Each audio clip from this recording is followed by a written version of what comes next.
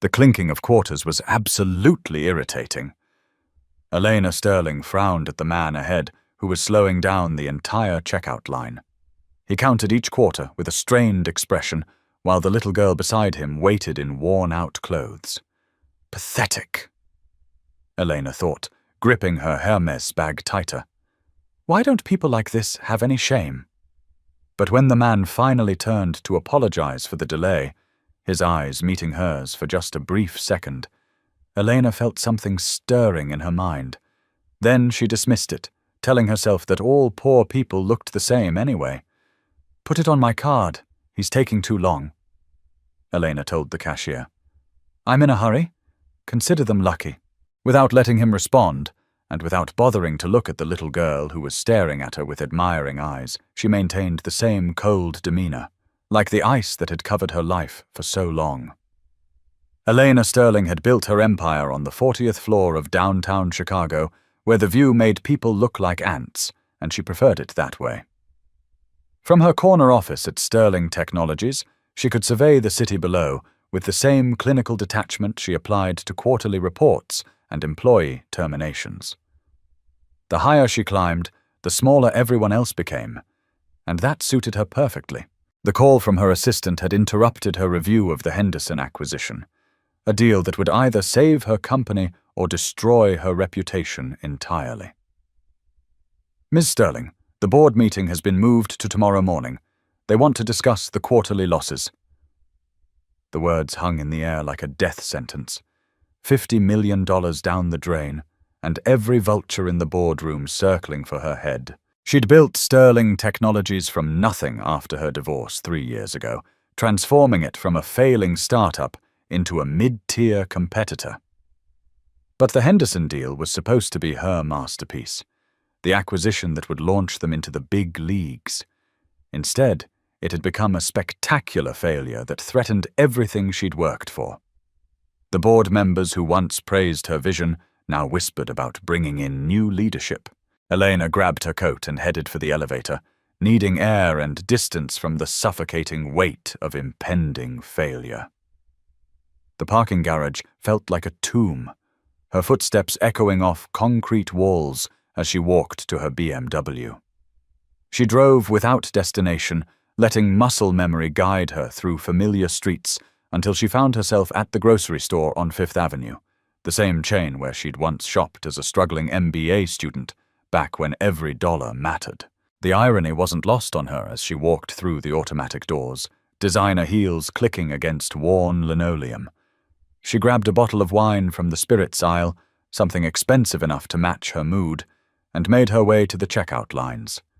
The store smelled of floor wax and fluorescent lighting, a stark contrast to the executive lounges and private clubs that had become her natural habitat.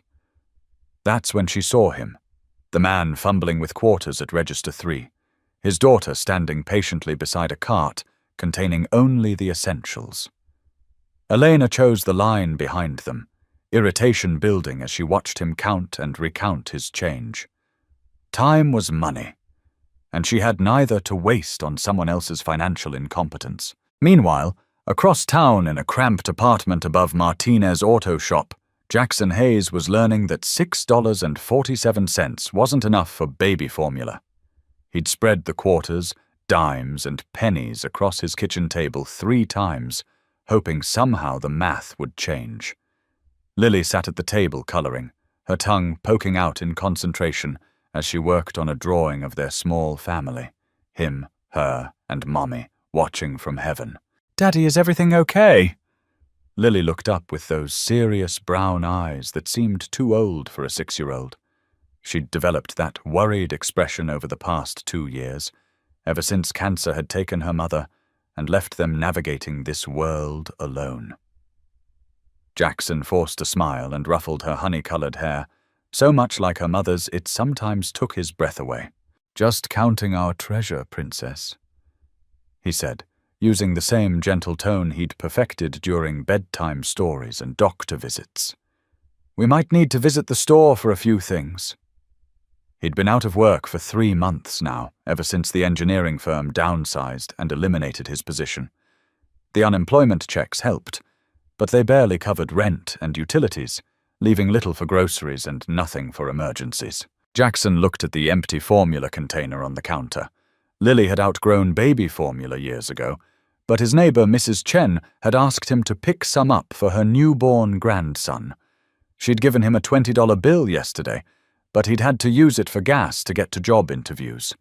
Now he was trying to make up the difference from their grocery fund, hoping Mrs. Chen wouldn't ask too many questions about the delay. He gathered the coins into a small canvas bag, the same one Sarah had used for their laundry quarters back when they were newlyweds living in student housing. Everything in their apartment held memories now: the coffee mug she'd painted at a pottery class, the throw blanket they'd bought for their first Christmas, the stack of medical bills that served as a constant reminder of how quickly life could change. "Can we get the princess cereal while we're there?" Lily asked, referring to the colorful box of sugar-sweetened flakes that cost $3 more than the store brand. Jackson's heart clenched as he looked at their remaining food stamps, calculating whether they could afford both the cereal and the bread they actually needed. "We'll see what we can do, sweetheart," he said, knowing that phrase had become his default response to most of her requests lately.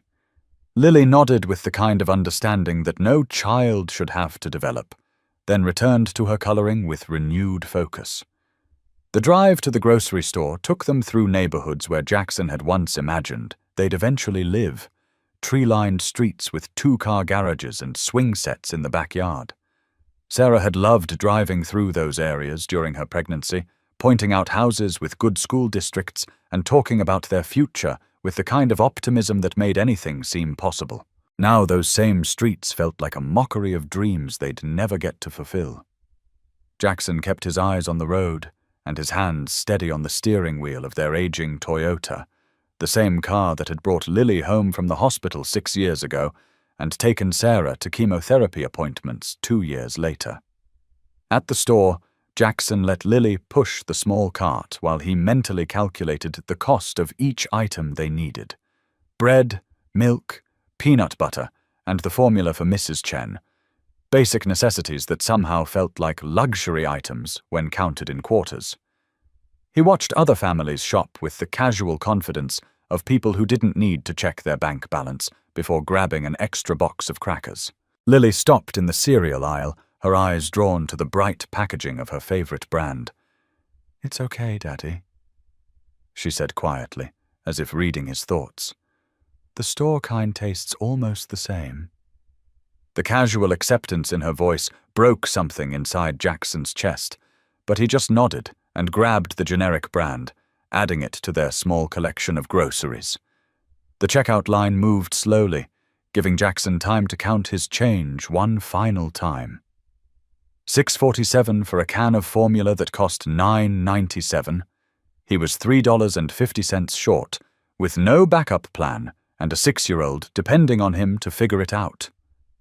Behind him, he could hear the soft tapping of expensive heels and feel the weight of someone's impatience. When his turn came, Jackson approached the register with the kind of forced confidence he'd perfected during job interviews.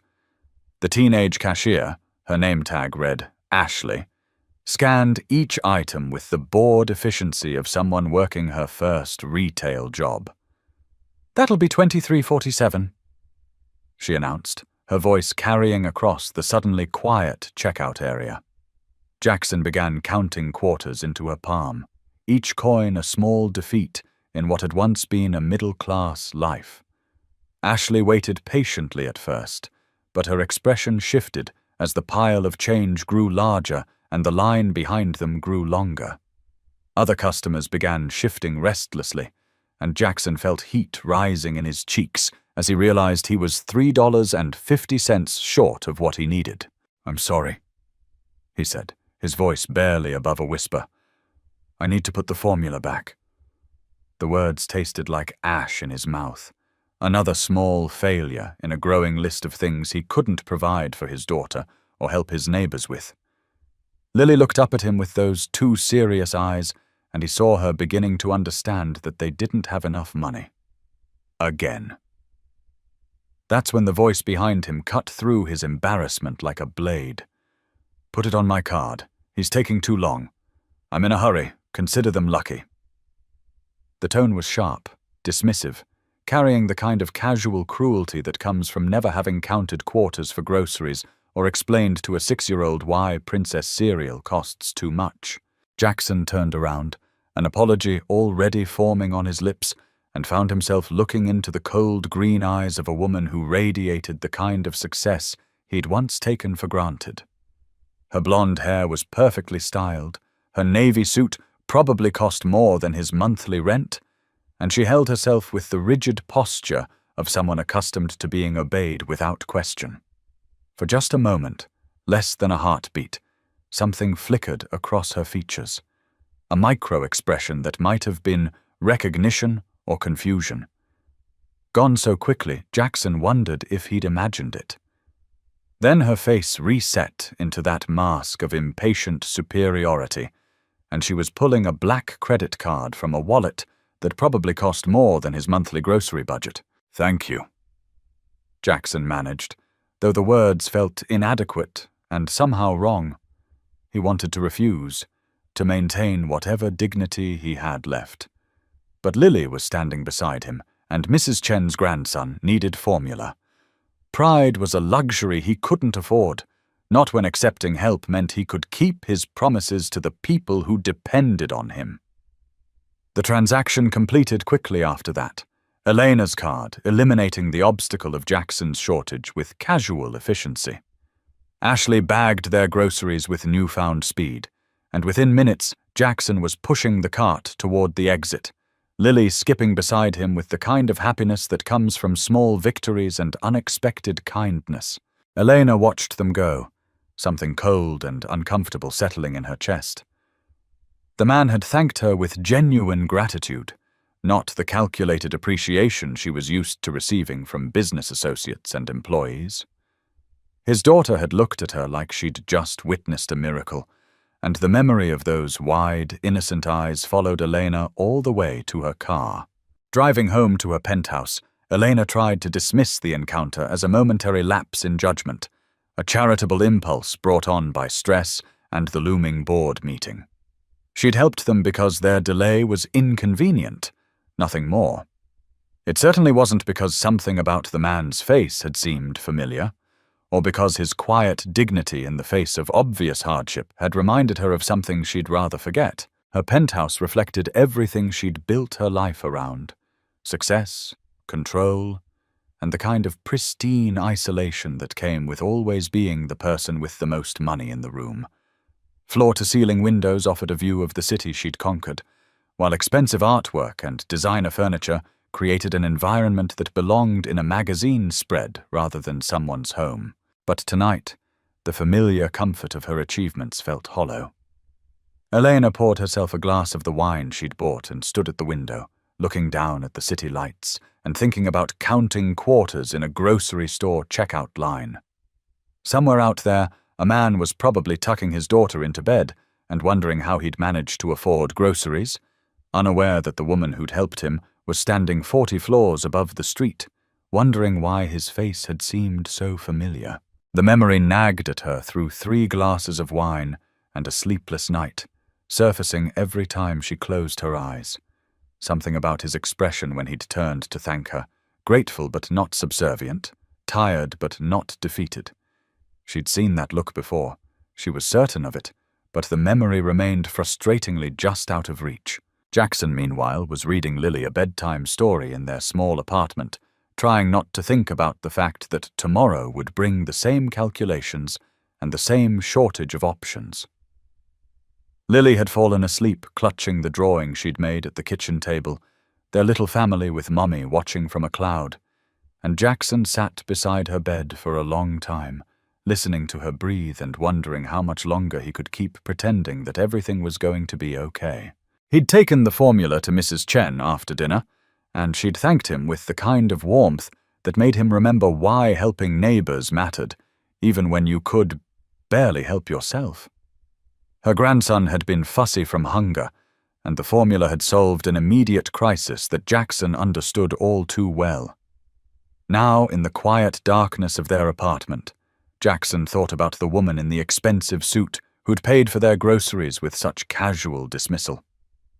Her help had been genuine, even if her attitude hadn't been, and he found himself wondering what kind of life led someone to view helping others as an inconvenience rather than an opportunity for connection.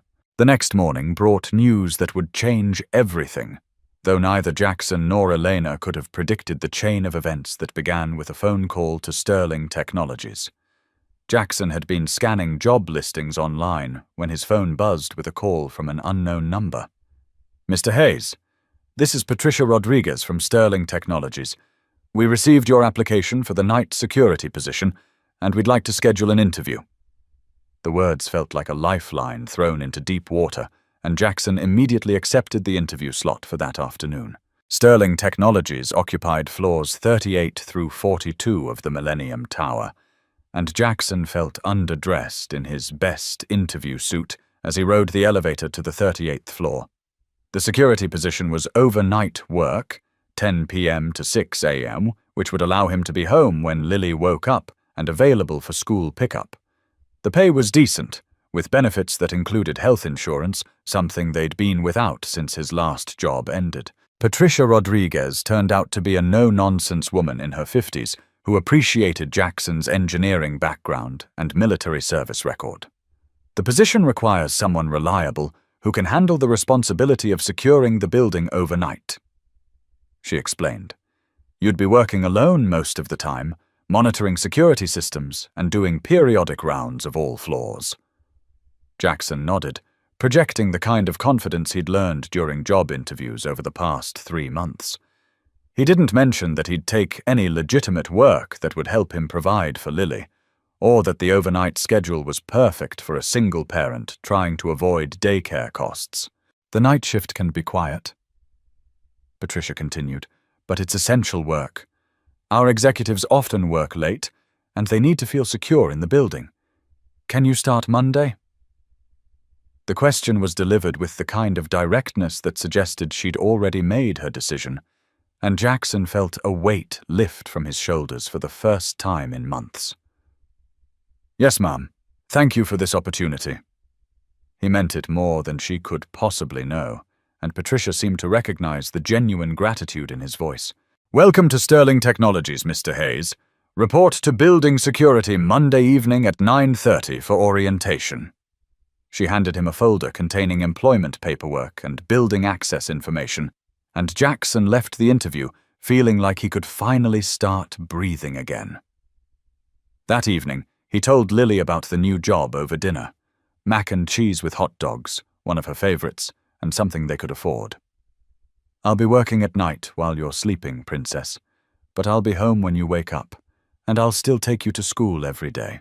Lily considered this seriously, the way she approached most changes in their routine. "Will you be safe at night, Daddy?" The question revealed her 6-year-old understanding that nighttime jobs might be different from the daytime office work he'd done before. "Very safe," Jackson assured her. "I'll be inside a big building with lots of security, just making sure everything stays peaceful while people sleep." He didn't mention that the building housed the same company owned by the woman who'd helped them at the grocery store, partly because he hadn't made the connection yet, and partly because it wouldn't have mattered to Lily anyway. Elena, meanwhile, was preparing for the board meeting that would determine her professional future. The Henderson acquisition had been her baby from the beginning, a calculated risk that should have positioned Sterling Technologies as a major player in the artificial intelligence market. Instead, Henderson's hidden debts and fabricated revenue reports had turned her masterpiece into a cautionary tale about due diligence failures. She stood in her office on Monday morning, looking out at the city she'd conquered, and wondering if this would be her last week in the corner suite. The board members were arriving for their 10 a.m. meeting, and Elena could feel their collective skepticism like a physical weight. They'd supported her vision when everything was going well, but failure had a way of making allies disappear. The meeting went as badly as expected. Richard Blackstone, the board's longest-serving member, led the attack with surgical precision. "The Henderson acquisition represents a fundamental failure of leadership and judgment.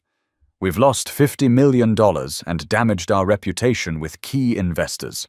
Elena defended her decisions with the same analytical approach she'd used to build the company, but even she could hear how hollow her arguments sounded. Due diligence had been thorough, the market conditions had been favorable, and Henderson's deception had been sophisticated enough to fool their entire legal team. None of that mattered now that the money was gone and investors were asking hard questions. "I need time to develop a recovery strategy," Elena said, though she could see in their faces that time was a luxury she no longer possessed. "The core business remains strong, and we have several promising opportunities in development." "Time is what we don't have," Blackstone replied. "The investors want answers, and they want them now. We need to consider all options, including a change in leadership." The words hung in the air like a verdict, and Elena felt something cold settle in her chest, the same ice that had protected her through her divorce and every other professional challenge she'd faced. By the end of the meeting, she'd bought herself 2 weeks to present a viable recovery plan. 2 weeks to save everything she'd built, everything that defined who she was and what she'd accomplished. Elena returned to her office feeling like a condemned prisoner with a temporary stay of execution. That evening, as Jackson Hayes reported for his first shift at Sterling Technologies, Elena was still at her desk, working by the light of her computer screen and the city lights beyond her window. She'd sent her assistant home hours ago and barely noticed when the cleaning crew finished their rounds. The building felt different at night, quieter, more intimate somehow, as if the daytime bustle and energy had given way to something more contemplative. Jackson met with the departing day shift security supervisor, a veteran named Mike, who walked him through the building's systems and protocols. "Most nights are pretty quiet," Mike explained as they toured the lobby and basement levels. "You've got cameras on every floor, card access logs, and emergency protocols. The executives sometimes work late, especially on the 40th floor where the big shots have their offices." They rode the elevator to the top floors, and Jackson got his first look at the executive suites where decisions were made that affected thousands of people. The 40th floor felt like a different world from the practical security station in the lobby. All marble and mahogany, and the kind of understated luxury that whispered rather than shouted about wealth and power. "That's Ms. Sterling's office," Mike said, nodding toward the corner suite where light still glowed behind frosted glass doors. "She practically lives here, especially lately. Works harder than anybody I've ever seen, but treats people fair as long as you do your job right." Jackson nodded, filing away the information about his employer's habits and expectations. He'd learned during his military service that understanding the people in charge was essential for success in any organization, and he intended to be successful at this job regardless of whatever personal challenges he was facing at home. After Mike left, Jackson settled into the security station and began his first solo shift at Sterling Technologies. The building felt vast and empty around him, 42 floors of offices and conference rooms and executive suites where people made decisions that rippled out into the world beyond these walls. He started his first round at 11 p.m., taking the elevator to the top floor and working his way down, checking doors and monitoring systems with the methodical thoroughness he'd learned in the army. The 40th floor was still active. He could see light under several office doors and hear the soft sounds of people working late into the night. As he passed the corner office, Jackson caught a glimpse through the frosted glass of someone sitting at a desk, silhouetted against the city lights beyond. He didn't recognize the figure, but something about the posture, straight-backed, focused, slightly isolated, reminded him of himself during those long nights when Lily was sick, and he'd sat beside her bed, trying to will away her fever through sheer determination. Elena, 40 floors above the street where she'd once counted quarters for groceries, was completely unaware that the man she'd helped at the store now worked in her building. She was deep in financial projections and recovery scenarios, fighting a battle for her professional life that felt more personal than any challenge she'd ever faced. The next few weeks fell into a pattern that would prove more significant than either of them realized. Jackson worked his overnight shifts with quiet efficiency, learning the building's rhythms and the habits of the people who worked there. Elena practically lived at the office, staying late into the night and arriving early each morning, driven by a desperation she refused to acknowledge even to herself. They began to exist in each other's orbit without realizing it. Jackson would see the lights in her office during his rounds, while Elena would occasionally notice the security guard's careful attention to detail in the way her office was always perfectly arranged each morning. Neither connected these observations to their encounter at the grocery store, though Elena sometimes found herself thinking about counting quarters and wondering why the memory bothered her so much. Jackson's home life began to stabilize for the first time in months. The steady paycheck from Sterling Technologies allowed him to buy groceries without counting change, and the night shift schedule meant he could take Lily to school and be home when she returned.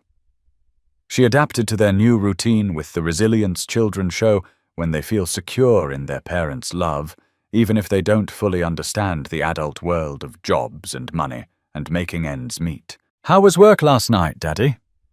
became her standard morning question, asked over bowls of cereal that they could now afford to buy without calculating cost per serving. Jackson would tell her about the quiet building and the city lights visible from the upper floors, editing out his observations about the executives who worked through the night and the kind of pressure that kept successful people at their desks long after normal business hours ended. Meanwhile, Elena's battle to save her company intensified as her 2-week deadline approached. The recovery plan she was developing required precise execution and a level of stakeholder buy-in that seemed increasingly unlikely with each passing day. She found herself staying later and later at the office, as if the extra hours could somehow compensate for the magnitude of the challenge she was facing. It was during one of these late-night sessions that Elena first became consciously aware of the security guard who made rounds through her floor. She'd been working on revenue projections when she heard the soft sound of footsteps in the hallway outside her office, followed by the barely audible click of doors being checked and secured. Something about the careful, respectful way he moved through the space impressed her. No unnecessary noise, no disruption of the work environment, just the quiet competence of someone taking his responsibilities seriously. Elena had worked with enough people to recognize the difference between someone who did their job and someone who cared about doing it well. A few nights later, she emerged from her office to find a small cup of coffee waiting on her assistant's desk with a note. "Thought you might need this. Security." The gesture was simple but thoughtful, the kind of small kindness that Elena had forgotten could exist in a professional environment.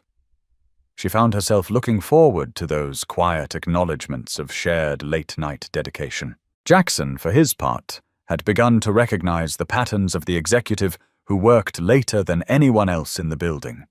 He could tell from the light under her door and the soft sounds of typing that she was fighting some kind of battle up there, and his military experience had taught him to respect that kind of dedication, even when he didn't understand its specific nature.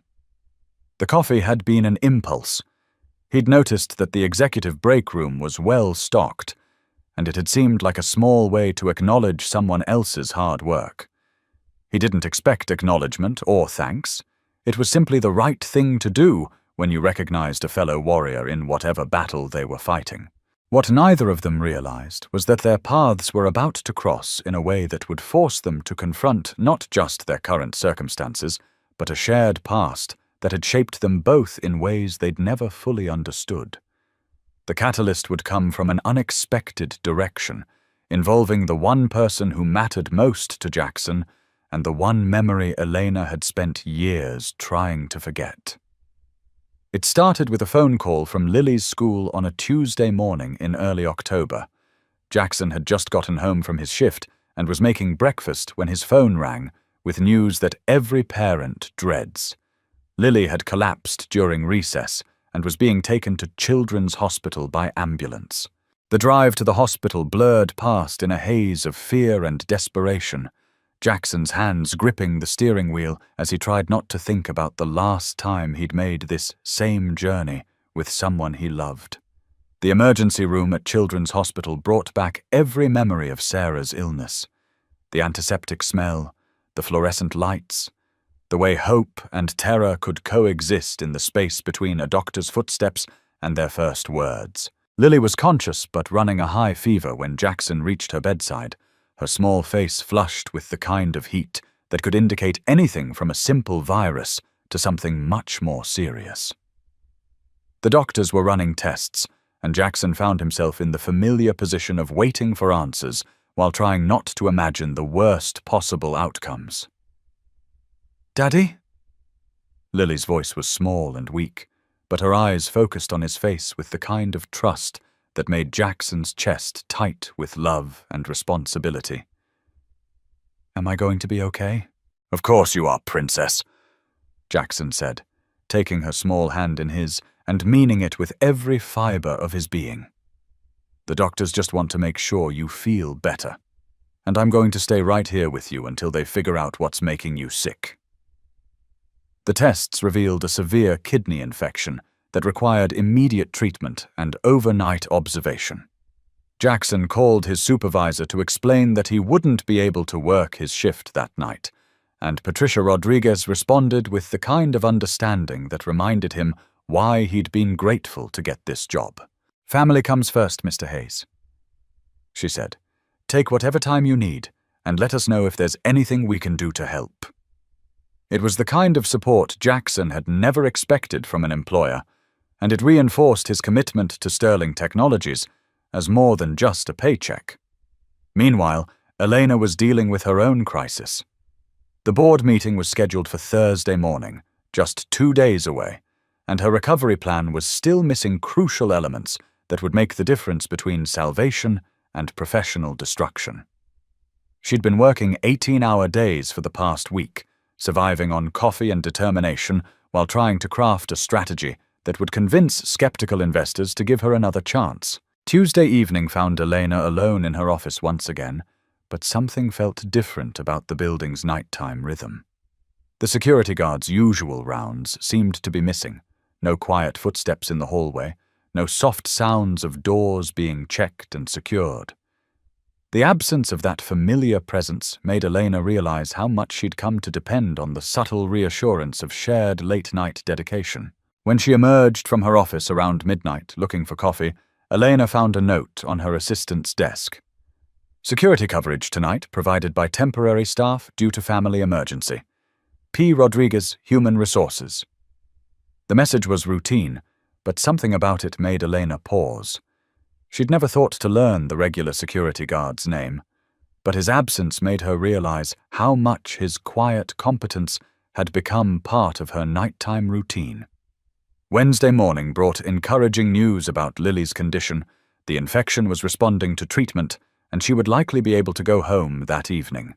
Jackson had spent the night in the hospital chair beside her bed, dozing fitfully and waking every time a nurse entered the room to check her vital signs. "I want to go home, Daddy," Lily said around mid-morning, and Jackson could see that her fever had broken and her natural energy was beginning to return.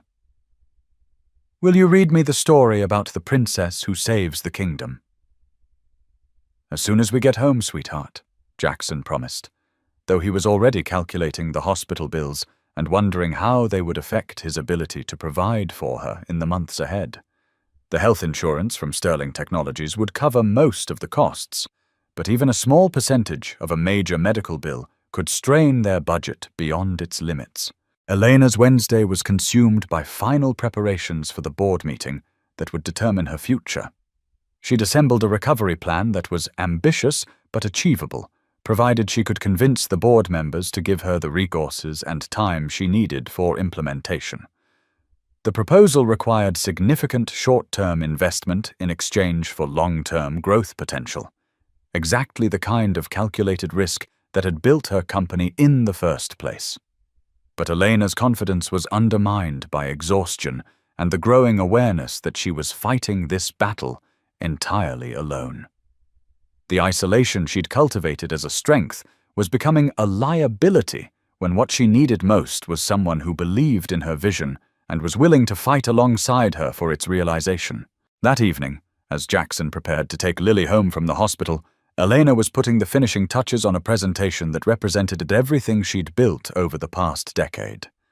Neither of them knew that their paths were about to intersect in a way that would force both of them to confront not just their present circumstances, but the shared past that had shaped their understanding of kindness, sacrifice, and what it meant to help someone when they needed it most.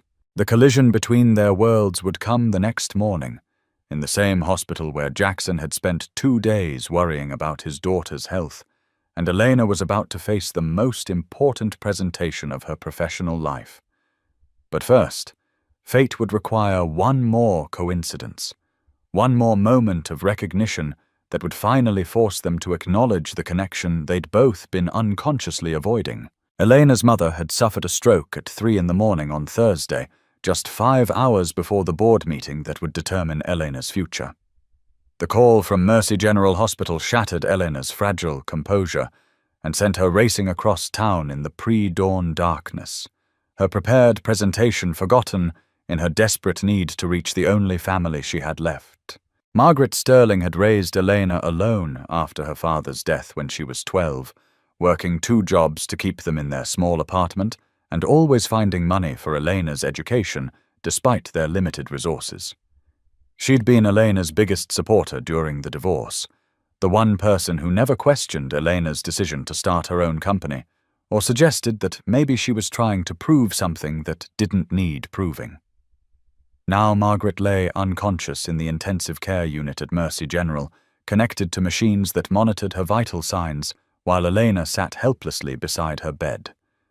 The stroke had been massive, and the doctor's cautious optimism couldn't disguise the gravity of her mother's condition or the uncertainty of her recovery prospects. Elena called Patricia Rodriguez to explain that she couldn't attend the board meeting, knowing that the absence would likely be interpreted as an admission of defeat. "I'll reschedule," she said, though they both knew that the board's patience had already been stretched to its limits.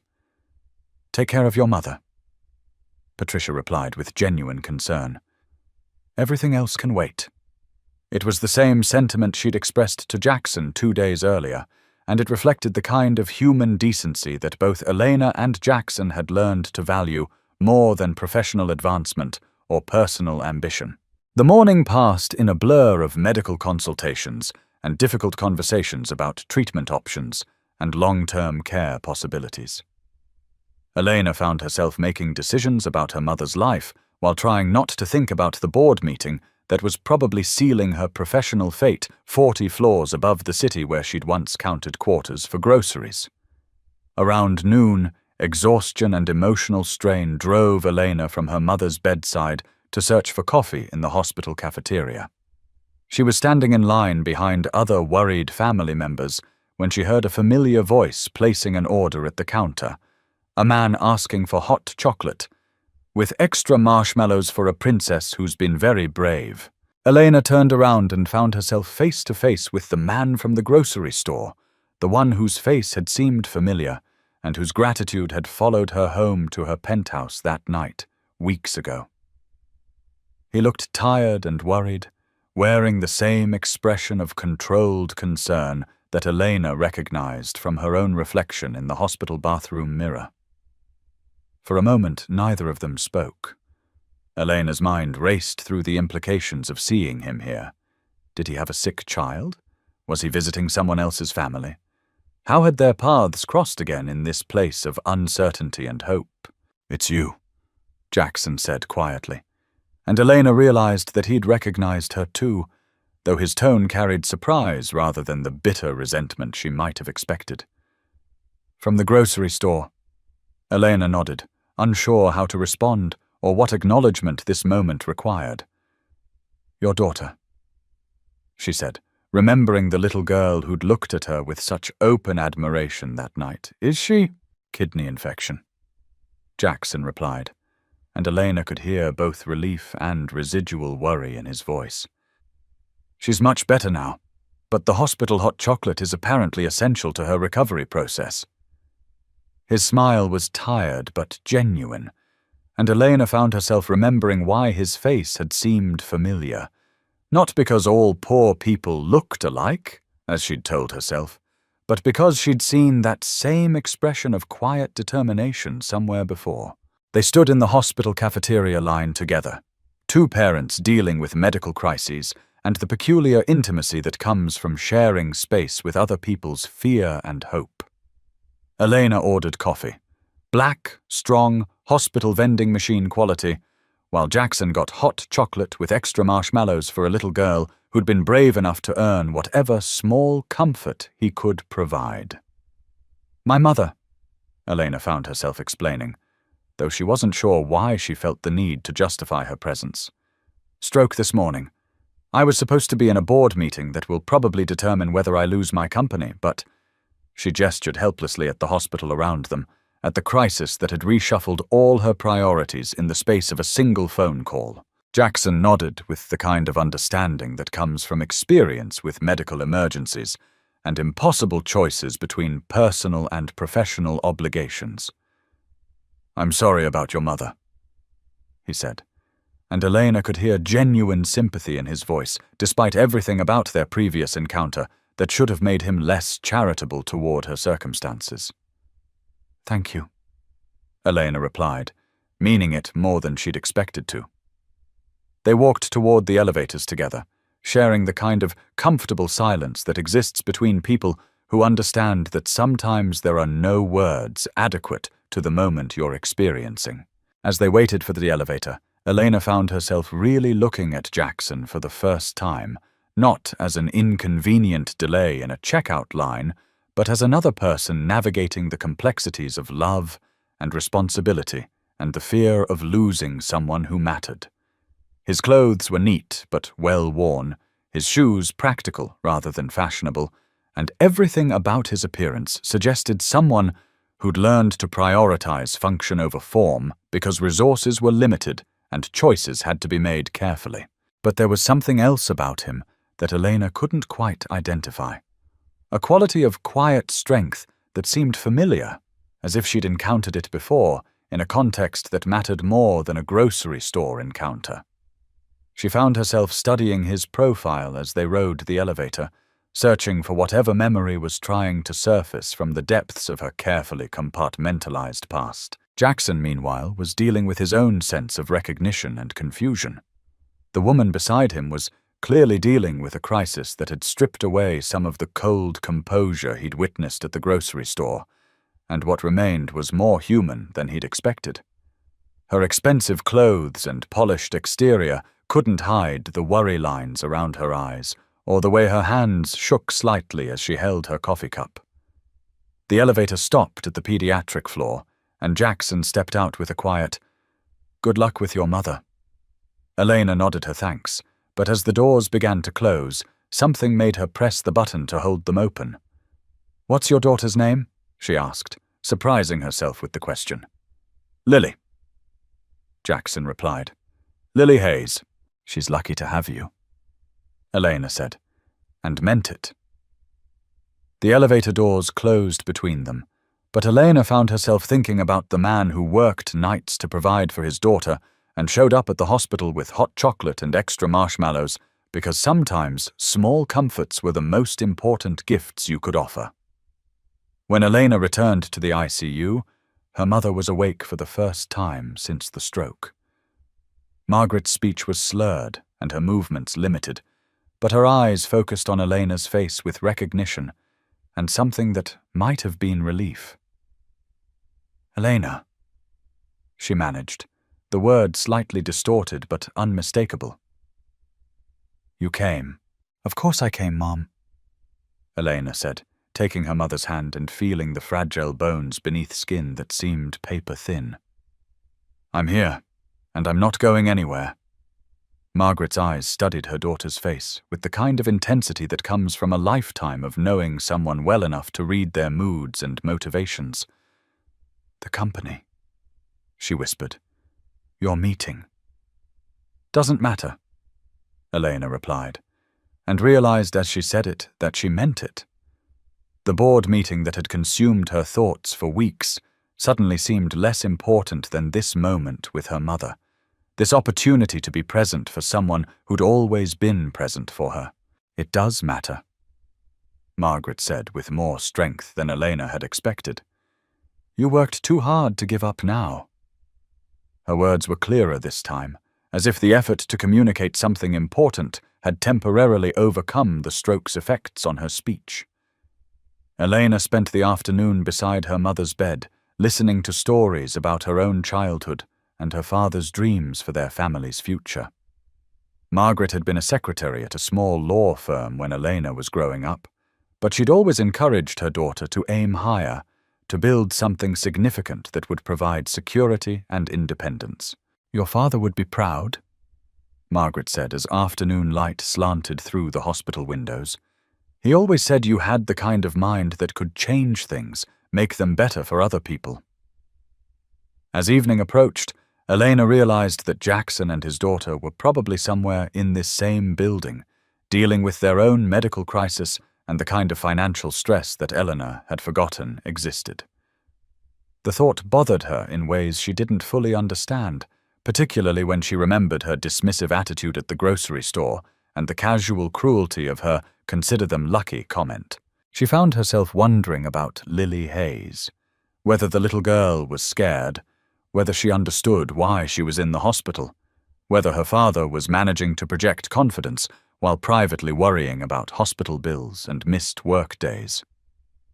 Elena's own childhood had been marked by her mother's quiet financial struggles, and she remembered the particular anxiety that came from knowing that medical emergencies could destabilize everything your family had worked to build. That evening, as visiting hours ended and Elena prepared to spend the night in the hospital chair beside her mother's bed, she made a decision that surprised her.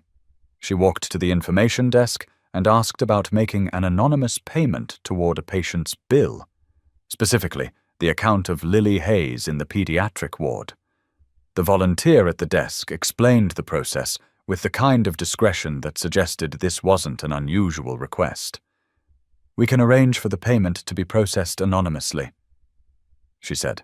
"The family will be notified that a portion of their bill has been covered by a charitable contribution, but they won't be given any information about the donor's identity." Elena wrote a check that would cover whatever insurance didn't handle for Lily's treatment, plus enough extra to account for any follow-up care that might be needed. As she signed her name, she thought about the little girl who'd looked at her with such admiration in the grocery store, and the father who'd thanked her with genuine gratitude despite her obvious contempt for their circumstances. This wasn't charity, Elena told herself. It was simply practical, a way to address an inefficiency in the system that allowed medical emergencies to destabilize families who were already struggling to maintain their economic stability.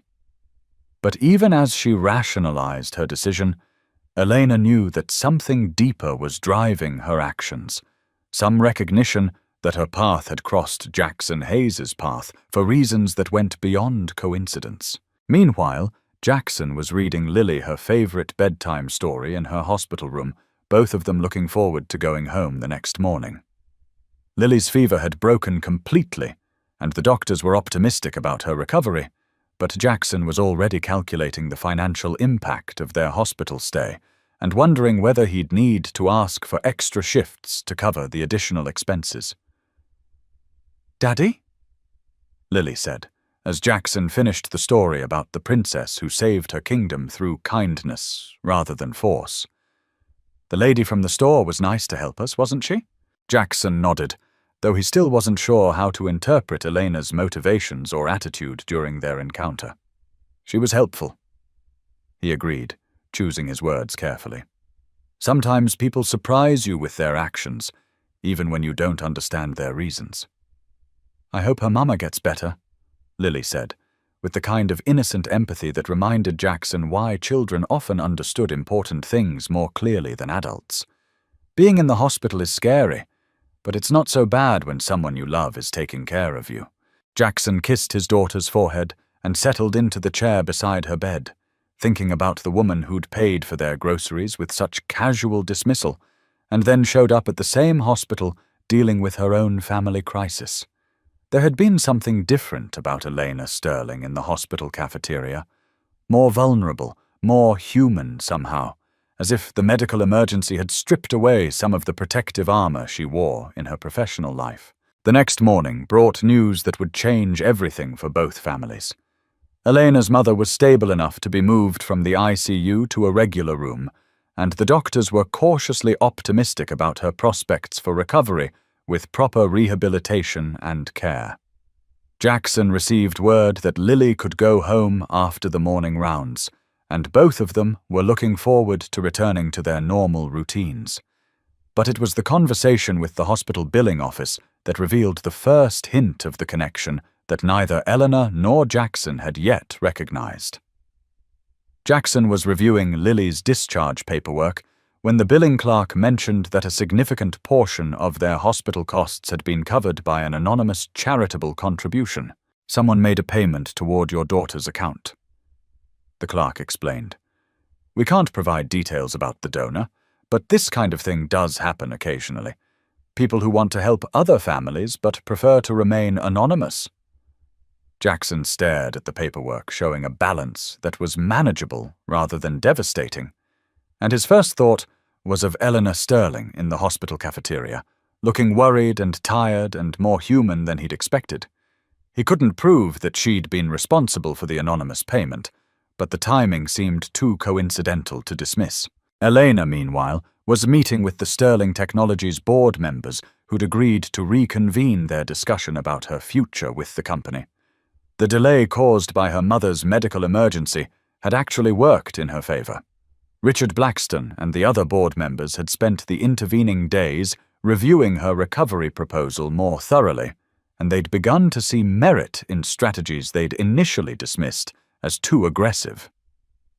The Henderson acquisition was a setback, Blackstone acknowledged as Elena presented her revised recovery plan. But your core business remains strong, and this proposal addresses our concerns about risk management and stakeholder accountability. Elena felt a wave of relief as the board voted to give her 6 months to implement her recovery strategy, along with the resources and authority she'd need to make it successful. Walking back to her office after the meeting, she realized that her mother's stroke had forced her to gain perspective on what truly mattered, not just the company she'd built, but the relationships and responsibilities that gave business success its meaning. That afternoon, Elena visited her mother in the hospital and shared the good news about the board meeting. Margaret smiled with the kind of pride that reminded Elena why she'd worked so hard to build something significant and lasting. Your father always said that the best business decisions come from understanding people, Margaret said, her speech clearer now as she continued to recover. Success isn't just about making money. It's about creating something that makes other people's lives better. Elena nodded, thinking about anonymous hospital payments and grocery store encounters, and the ways that personal and professional obligations could intersect in unexpected ways. She was beginning to understand that her mother's advice applied to more than just business strategy. It was about recognizing the humanity in every interaction, whether it took place in a boardroom or a checkout line or a hospital cafeteria. That evening, Elena returned to her office for the first time in 3 days, eager to begin implementing the recovery plan that would determine her company's future.